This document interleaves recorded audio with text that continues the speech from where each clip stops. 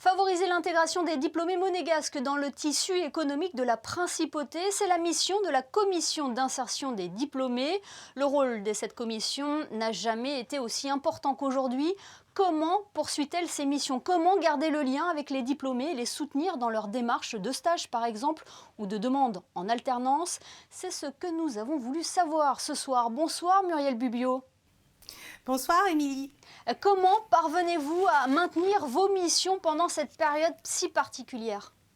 Eh bien, non seulement nous arrivons à les maintenir, mais elles ont subi une très forte augmentation en 2020 du fait justement de l'incertitude de ces jeunes quant à la préparation de leur avenir.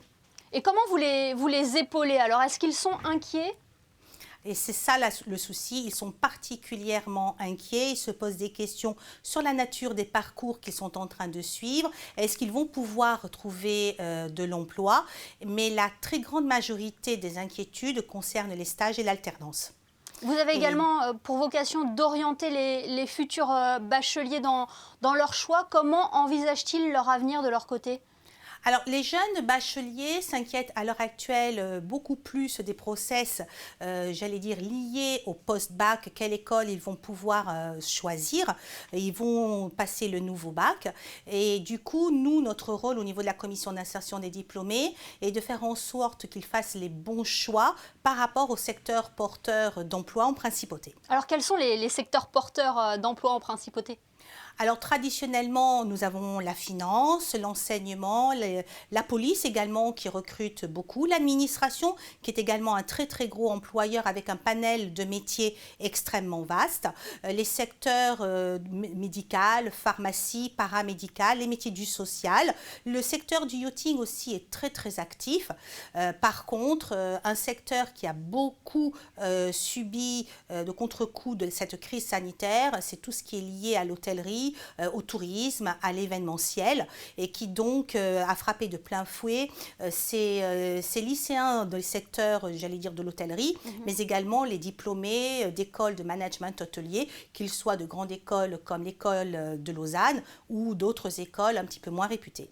Et malgré le climat que vous venez de décrire, vous arrivez à rassurer ces étudiants diplômés de par votre expérience? Exactement, nous sommes vraiment dans le coaching bienveillant, nous faisons très attention, nous sommes très attentifs, nous prenons un temps extrêmement long pour faire en sorte d'être à leur écoute, parce que parfois nous sommes la seule ressource qui leur reste. Ils sont en distanciel pour la plupart pour leurs études, rencontrent peu d'adultes référents et nous sommes finalement là pour ça. Nous les guidons pas à la fois dans leur parcours d'études, mais également sur tout ce qu'ils veulent anticiper pour leur future insertion professionnelle. Alors comment ça marche, Muriel Bubio? Je suis une jeune diplômée, je viens vous voir et vous faites l'interface entre l'entreprise et moi? C'est exactement ça, je suis l'interface, c'est le mot tout à fait adapté entre ces deux univers-là. L'objectif étant que l'entreprise connaisse le jeune et ses codes et que le jeune connaisse également les codes de l'entreprise. C'est le lien, c'est le chaînon manquant, j'allais dire, entre les deux univers. L'objectif finalement, c'est comme une espèce de VRP. Je propose des jeunes, des talents, parce que j'insiste là-dessus, nous avons de véritables talents en principauté et montrer aux entreprises qu'ils ont tout intérêt à les recruter. Alors maintenant, la commission d'insertion des diplômés a 11 ans, c'est ça? Elle a été créée en 2010. Combien d'étudiants ont été soutenus par la CID? Alors nous en sommes à 1508 étudiants soutenus par la CID activement, que ce soit dans le cadre de leur recherche de stage, de leur recherche d'alternance, de leur recherche d'un premier emploi. Nous aidons également les expatriés qui souhaitent revenir. Nous en avons à peu près une vingtaine par an qui se manifestent auprès de nous. Et également, nous sommes présents pour tous les renseignements pour ceux qui veulent anticiper justement cette insertion professionnelle. Et vous, quel regard portez-vous sur l'évolution de la commission depuis que vous y êtes?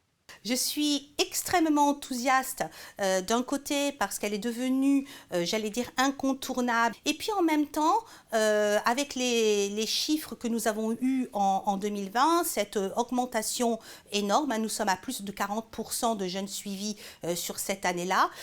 J'avoue que je suis très triste aussi pour ces jeunes qui ont de plus en plus besoin d'avoir un soutien, un accompagnement bienveillant, alors que théoriquement, ils devraient vivre à cette période de leur vie quelque chose d'extrêmement enthousiasmant pour eux. Et où vous contactez Muriel Bubio alors?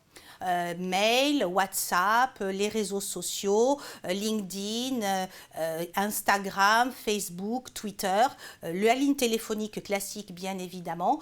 Nous sommes très très facilement joignables et c'est vrai que le bouche à oreille fonctionne également beaucoup sur la principauté.